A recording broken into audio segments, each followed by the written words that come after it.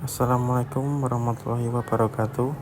Perkenalkan, nama saya Rizal Prasetyanto dari Prodi Sistem Informasi. Pada video kali ini saya akan mempraktikkan praktikum tugas 3 basis data pada sistem informasi. Tugas 3 kali ini akan meliputi 2 praktikum secara umum, yaitu melakukan transaksi dan basis data terdistribusi. Mohon maaf, suaranya saya dubbing karena ternyata record video tidak merekam suara saya. Ini kita mulai buka PHP MyAdmin ya. Dari tugas praktek sebelumnya kita sudah merealisasikan ERD dengan tabel rumah sakit beserta isi atribut dan foreign key-nya masing-masing. Kita sudah membuat dummy pasien, yaitu ini saya buat contoh untuk 3 saja. Kemudian selanjutnya kita akan mempraktekkan tugas pertama, yaitu database transaksi. Dari tugas praktek sebelumnya kita sudah membuat 6 tabel ya.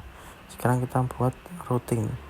Routine ini nantinya berfungsi untuk hampir sama seperti menambahkan pada tabel pasien ya. Untuk tugas pertama ini kita akan mencoba mempraktekkan fungsi dari commit. Kita berikan nama rutin transaksi 1 dan kita berikan kode sebagai berikut ya.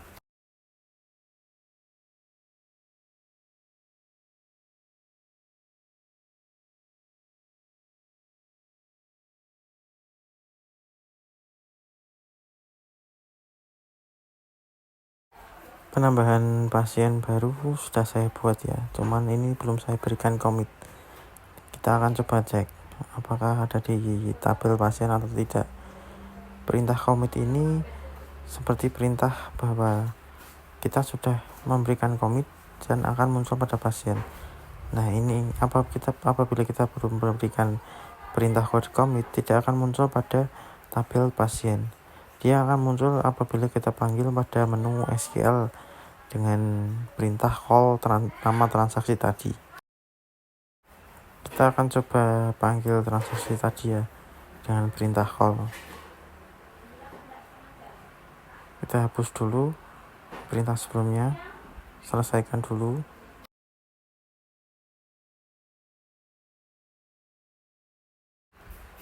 Nah, bisa kita lihat ya, nomor 4 tabel yang sudah saya tambahkan tadi muncul pada tabel ini.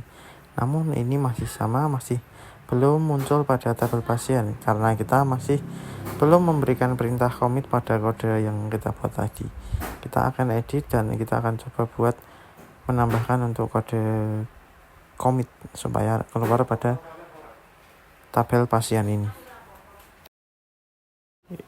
Kita klik edit pada transaksi 1 yang sudah kita buat, lalu sebelum end kita tambahkan perintah commit.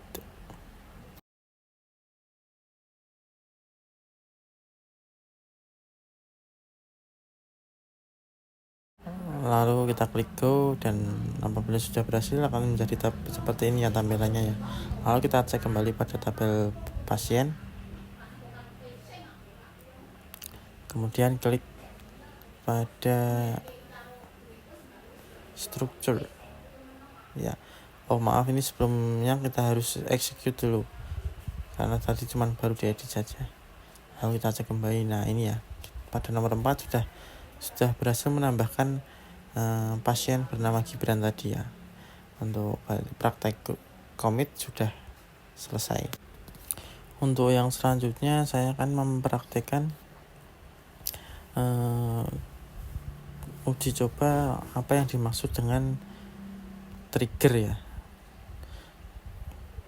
Tapi sebelum kita lanjut untuk mempraktekkan fungsi dari trigger, kita harus membuat 2 tabel baru ya. Sesuai pada buku modul, kita harus membuat 2 tabel baru, yaitu yang berisi tabel obat dan tabel transaksi obat. Untuk video akan saya percepat.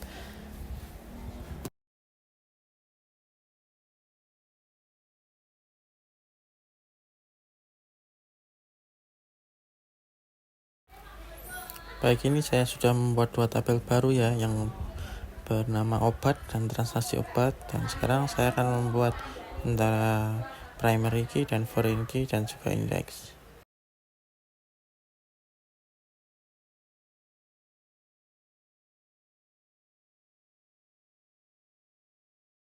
Selanjutnya kita akan masuk ke menu designer dan menghubungkan antara mana yang primary key, mana yang foreign key, menghubungkan satu sama lain antar table.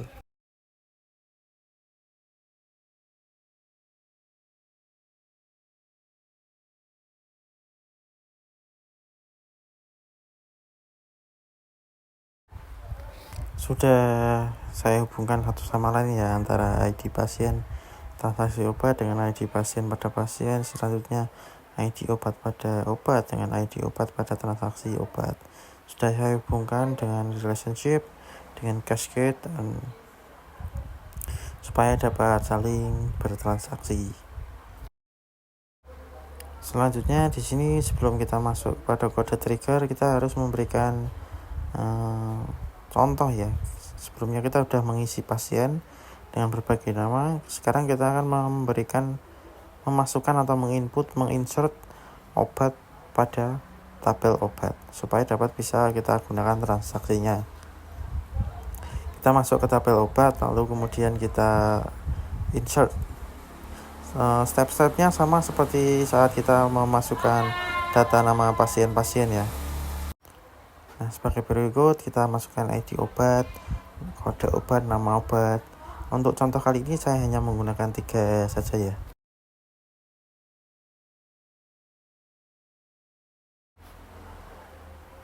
Kemudian kita klik go dan kita cek apakah sudah benar nama-nama obat yang kita input. Ya, sebagai contoh saya hanya menggunakan 3 ya. Kita perhatikan pada stok obat ini ya. Kita menggunakan trigger digunakan nantinya untuk memberikan perintah yang memicu perubahan pada basis data yang kita buat. Nanti akan terjadi perubahan pada stok obat dan lain-lain ya. Cuman kita harus mempraktekannya. Untuk praktek trigger ini saya tidak menggunakan kode SQL ya. Saya akan menggunakan cara yang simpel, yaitu menggunakan menu pada My PHP admin. Kita masuk ke menu trigger, kemudian kita create new trigger dengan nama-nama yang seperti sudah dicontohkan pada buku modul ya.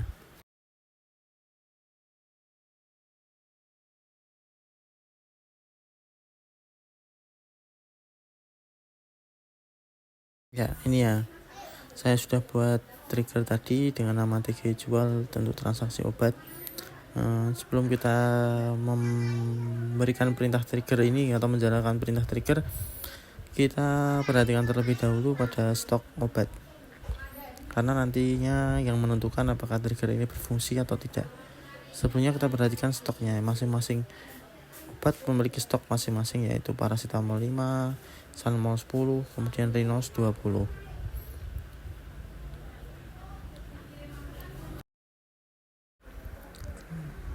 Kemudian kita akan mencoba mempraktekkan perintah trigger ya.